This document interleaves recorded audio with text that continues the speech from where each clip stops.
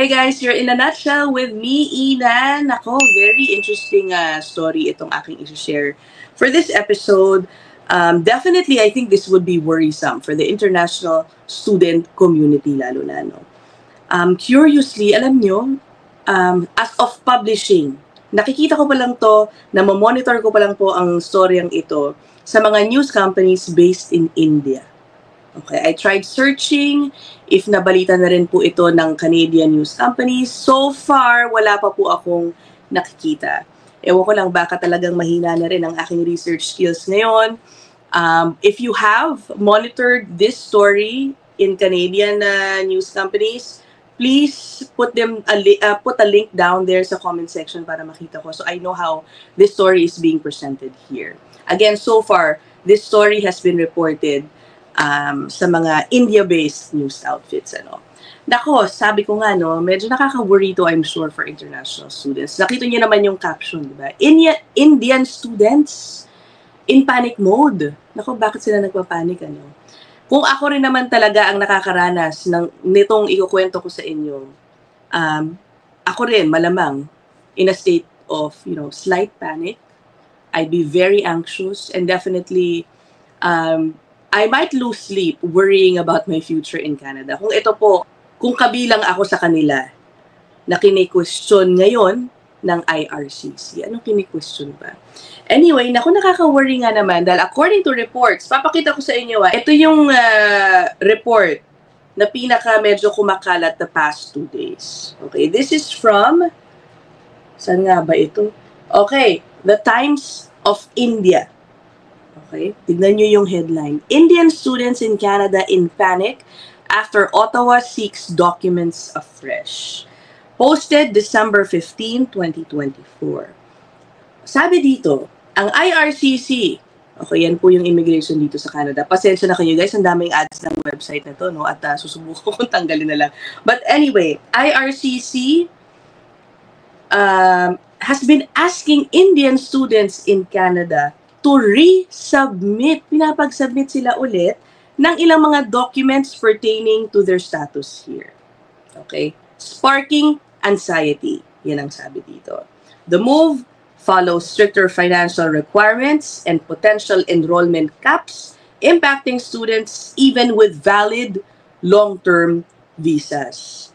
So apparently, in the past couple of weeks, may mga emails daw na sinesend ang IRCC to Indian students asking them for their a copy again of their visas, student permits, educational records, pati yung mga proof of their student grades and attendance. Okay? And these emails are being sent even to Indian students or to students na talagang all in order pa daw po ang kanilang mga papel. Yung iba, may valid visa na mag-expire pa daw up to 2026. So ngayon, silang mga nakakatanggap ng email ito, nagtataka, bakit? Okay naman ako bakit kaya ako pinapasubmit? Sa mga reports, medyo vague, hindi po napabanggit sa mga reports kung ano ang sinasabi sa mga email na ito, kung bakit nila pinaparesubmit yung mga dokumento. Nonetheless, if you get this email, mag-aalala ka talaga, no? Ang isa sa mga tanong ko dyan, why Indian students? Or are they being singled out? Or is it because these are reports coming from India, kaya ang focus lang nila ay Indian students? Alam ko, marami kayong magiging komento dyan, okay? Just put them down there in the comment section.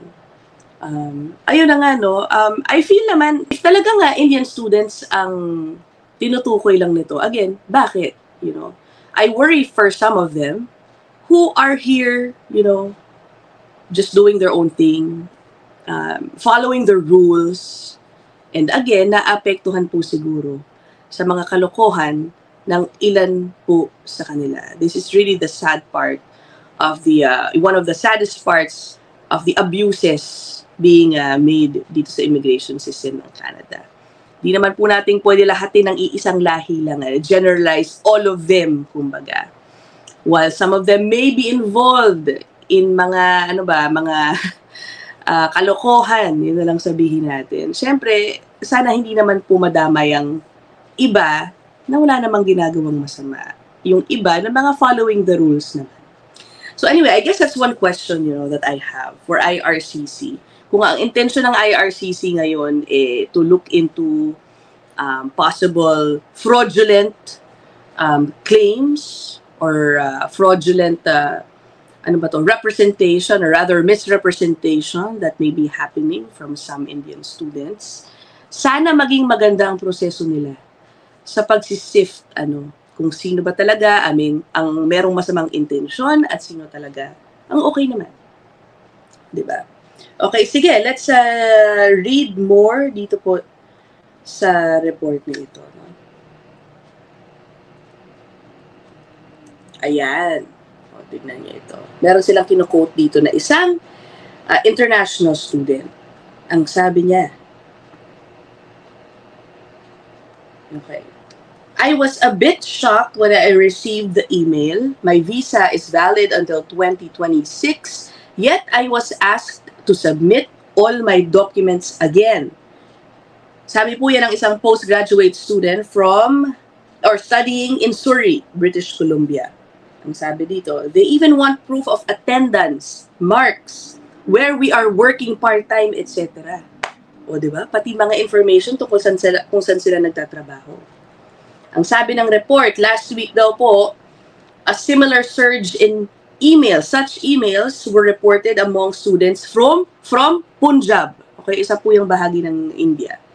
Some were even asked to visit IRCC offices in person to verify their credentials. Aba, kailangan talaga personal visit, At ang sabi ng isang student many students are confused and worried. Naturally, of course. Tulad ng nabanggit ko po kanina, ito yung report na medyo nagwa-viral at pinipick up ng iba ring mga vlogs. Pero, naka-search ako ng isang similar report talking about the same issue published more than a week ago. Okay, so I guess ito talaga yung naunang report tungkol dyan. I will show you. Ayan. Okay, this is from indianexpress.com. Published December 4, 2024. O, diba? Mas nauna naman talaga to. Ang headline, as IRCC emails spark concern among students in Canada, Punjab education consultants weigh in na it might feel like harassment, but hindi naman daw. Okay. Kasi according to this report, yung mga estudyante, Indian students here in Canada receiving these emails, ngayon konsulta dun sa mga tumulong sa kanila from India makarating dito sa Canada. Specifically, the consultants based in Punjab. Okay? Ayan. Basahin natin tong part na to. Education consultants in Punjab are reporting getting calls from panicky Indian students who have received emails from IRCC highlighting issues related to their study permits or education records. Ayun na nga, such as marks and attendance, kahit na yung visa daw po nila ay valid pa for up to 2 years. Okay. According to this report, itong report may tinutukoy na dahilan. Okay. Which I think, reasonable naman. The emails are part of a government initiative to enforce stricter compliance measures on designated learning institutions. Yan po yung mga eskwelahan na pwedeng tumanggap ng international students, DLIs, and students through an intensified audit system aimed at ensuring adherence to immigration laws and academic inquiry. Okay, ano ba yun? Complicated ba pakinggan? Okay. Ang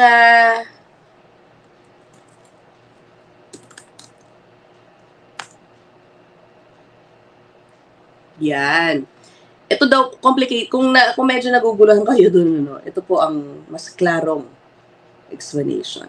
According daw po dun sa mga education consultants, yung mga students nakakatanggap ng email na ito typically include those who change their schools and their course without informing the IRCC.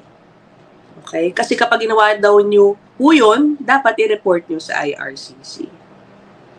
students with poor academic performance, at maging yung mga low attendance, yung mga bumabagsak sa exam, mga dropouts, likely also are to get those emails. Okay, yun ang sinasabi ng report na ito. So obviously, this is part of government efforts to crack down on international students who came here not to study, diba? Who came here and perhaps misrepresented themselves, who came here with fake documents, fake letters of acceptance. Yan, nababalita rin po yan dito. Who came here at may probability siguro, ina-assess nila na baka later on magpa-file lang pala ng pagiging refugee o mag-seek ng asylum. Mga ganun po ba? Yan po ang mga problema na napag-usapan na rin po natin sa recent episodes, mga problemang hinaharap po ng International Student Program. Ito, sabi rin dito, yung mga learning institutions kasi are now also required to submit detailed reports on their students, including, again, yung attendance, academic progress, at yung compliance with study permit conditions. Institutions that fail to comply, face serious consequences, including potentially canceling or cancellation of their licenses. So, ayun na nga. Kasi alam nyo, di ba, nung mga nakaraang buwan, may mga reports na may mga international students na hindi naman nagsisipasok. Sila pa yung nagre-reklamo na kailangan daw kasi nila magtrabaho para masustain ang kanilang pamumuhay dito, siguro including tuition fee. That's a no-no. Bawal po yun. Okay? If you come in here as an international student, your priority is to study, not to work. Okay? Bonus na lang po na kayo ay makapagtrabaho. Hindi po dapat asahan na dito nyo kikitain ang inyong pangbabayad sa inyong school.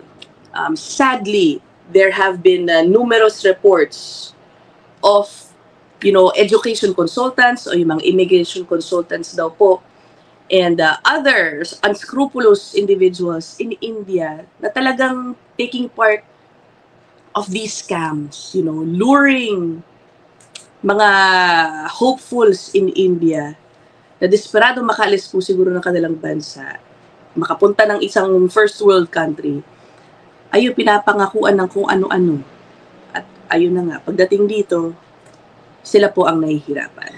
Masaklap din naman po talaga yung nangyari sa mga students na yun. At para po dun sa mga nagtatanong pala, kung ano siguro ang dapat gawin sakaling may kakilala kayo o kayo mismo, I don't know, for some reason, makakuha po ng email na ganyan sa IRCC. According to the reports, ang ina-advise po ng mga consultants ay comply. Yun lang po talaga. Comply with what IRCC is asking you to do, asking you to submit. Ang sabi po, if you don't comply with these requests on time, it could lead to visa cancellations or future complications. So, ang nire-recommend nga daw po ay sundin nyo na lang po yung hinihingi ng IRCC. Another advice na nabasa ko dito, consult. Again, maghanap kayo ng mga legitimate na consultants, please. Okay, maging mapanuri kayo kung sino ang inyong hihinga ng advice. Magkonsulta po kayo, immigration lawyer, immigration consultant, to, appease your mind rin. Ang sabi naman po ng ilang komento, if wala naman po kayong ginagawang mali, just comply at manalig tayo na wala naman pong magiging bad implications yan later on for you. And as always, share with me your thoughts down there in the comment section so that we can have an engaging conversation about this topic. I will end this episode here. I'll see you guys in the next one. Bye!